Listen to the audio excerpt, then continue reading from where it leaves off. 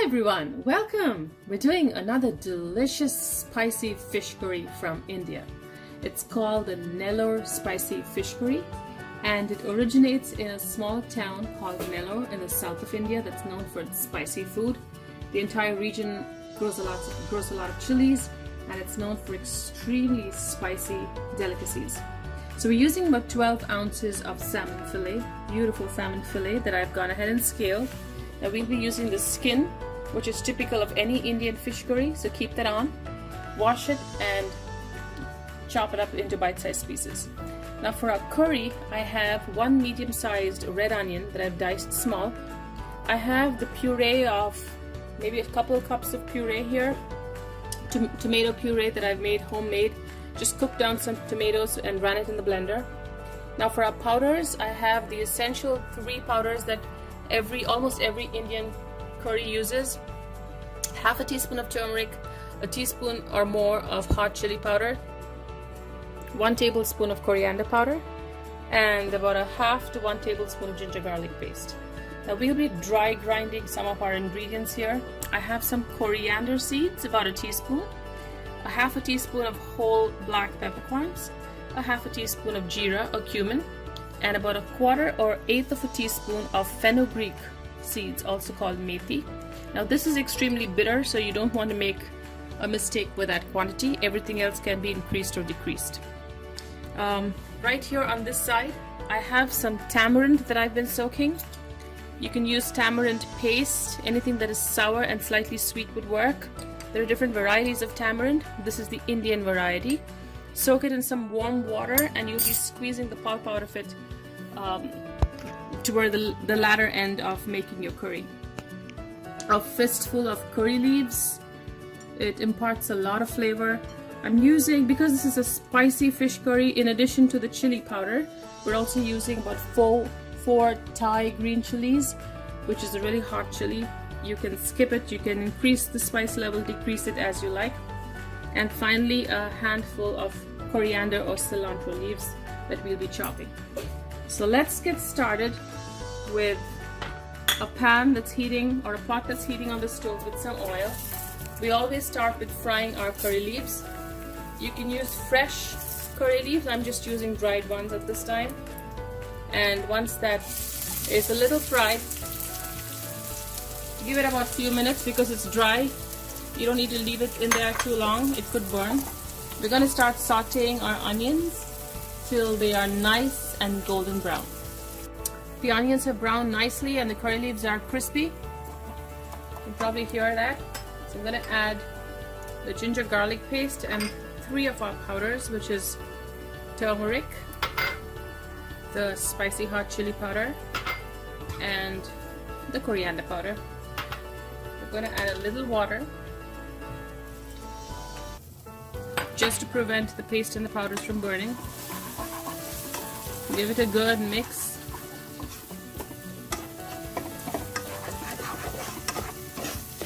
And continue frying for another 2 to 3 minutes on low flame.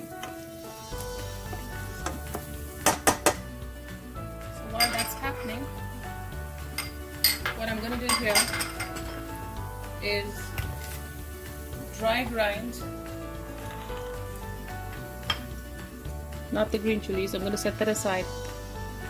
We're going to grind the coriander seeds, the cumin or jeera seeds, and the peppercorns.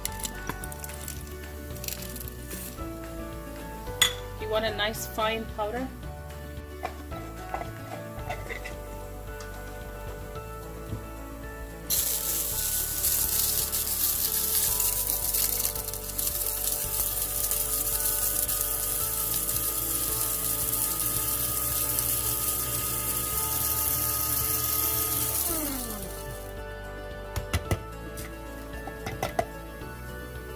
I'm going to run that again to get a finer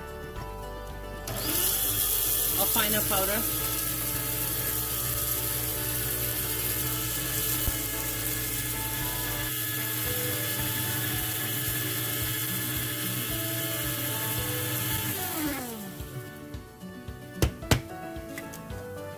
Yes, that's perfect.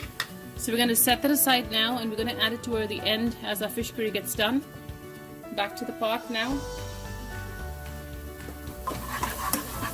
Just continue stirring this till the oil starts separating from the mixture. Maybe another couple of minutes or more on low flame.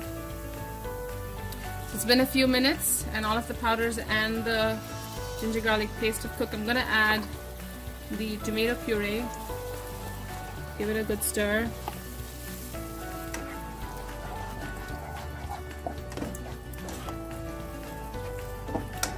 You know, we want to cook this down as well. And as we're doing that, we're going to add the green chilies. So remember, this is going to be a very spicy fish curry. So we want those chilies to cook down and render all its heat. So we're going to do this for about 3-4 minutes. And then we should be ready to add our fish. So the tomato and onion and all of that is cooking down. You can see the oil that's beginning to separate. And we have a thick paste here that is deeper in color. So now we're ready to add the tamarind liquid. So I've squeezed out the pulp here. And I'm going to add that. We're going to cook this down for another minute or two till the tamarind cooks. You don't want a raw tart tamarind flavor. Let's add some water now. Bring this to a nice bubble.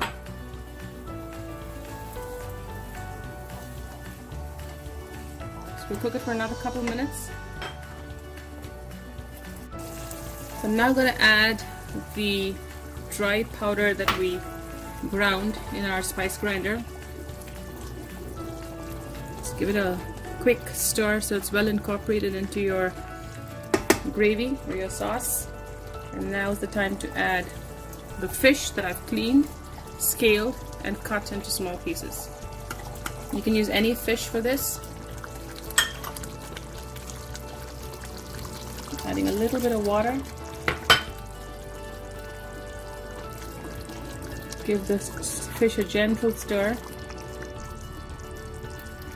Make sure it submerges in under the curry. Garnish that with some chopped cilantro and let it cook for 3-4 minutes at most, and then we should be ready to serve. So it's been about 3 to 4 minutes and I've just turned the stove off. The salmon is cooked. Just take a look at it. Nice and firm, pink fleshed fish. Now do not stir it vigorously or you'll have salmon shredding up. We're ready to plate some of this goodness into a bowl here. Very gentle. I'm going to lay this down.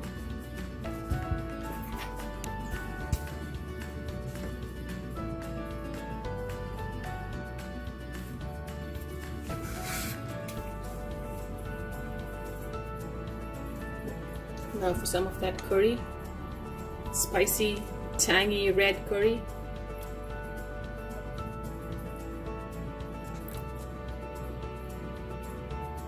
When you see oil floating to the top, you know it's a good Indian curry.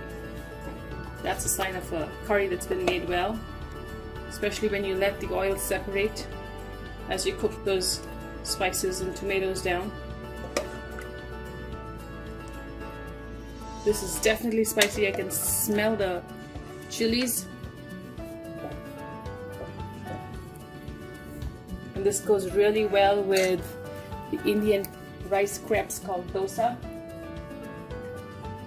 Final garnish of some chopped cilantro and your super spicy Nellore salmon fish curry is ready to try, also called Nellore Chepala Pulusu in the local language. Enjoy.